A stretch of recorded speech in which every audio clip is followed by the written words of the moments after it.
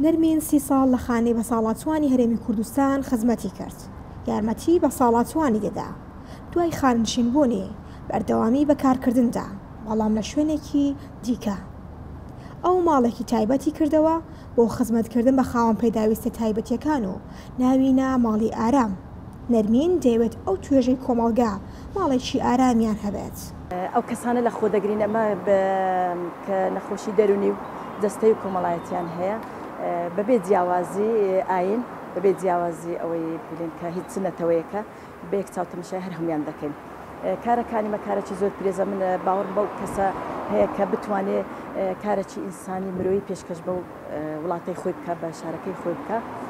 و ئەمە لە چاو ساڵانی یەکەم و دووەم سێن ئێستا زۆر باشترین کەسانێکی زۆر باش ئێمەی ناسیە بەڕێی ڕکلام و بەڕێی تەلەڤیزیۆن و بەڕێی جەریدەکان و خەڵکی خۆبەخشمان هەیە الحەمدوللا لە محامی، لە دکتۆر، لە مهندس، لە کاسبکار، لە هەموو چین و توێژەکان هاوکارمان بەبێ بەرامبەر دێن یارمەتیمان دەکەن. ئەو خاوەن پێداویستە تایبەتیانەی لە ماڵەدا دەژین، باز لە دڵسۆزی نەرمین دەکەن کە بێ بەرامبەر یارمەتیان دەدات و ئەوانی لەسەر شەقامەوە هێناوەتە ژوورێکی گەرم، لەگەڵ ئەوەی کێشە و گرفتیشیان زۆرە و پێویستیان بە چارەسەرکردنە. بێ هەتا ڕۆژایی دەبرم هەلک و بەخێ و کێدە هەمووان بێکەسین هەیە نییە نەرمین ئەمەی گرتەوە.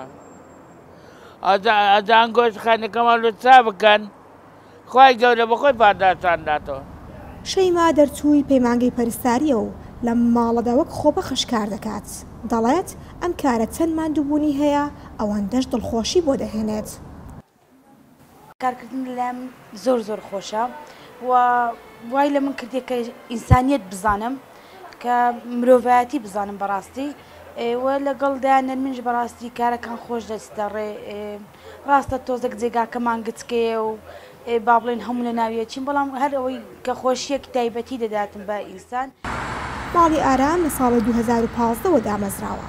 نمونەیەکە لە هەوڵی چاککەسی بۆ خزمەتکردنی توێژێک کە تا ڕادەیەک پشتگوێ خراون لە کۆمەڵگا. ئەوانەی قسەیان لەگەڵ کراوە هیواخوازن هەوڵی هاوشێوە بدرێت بۆ خزمەتکردنی زیاتری ئەو توێژە و حکوومەتیش بە پاڵپشتی وەڵامی ئەو دڵسۆزیانە بداتەوە. نارین ڕۆستەم، دەنگی ئەمریکا، هەولێر.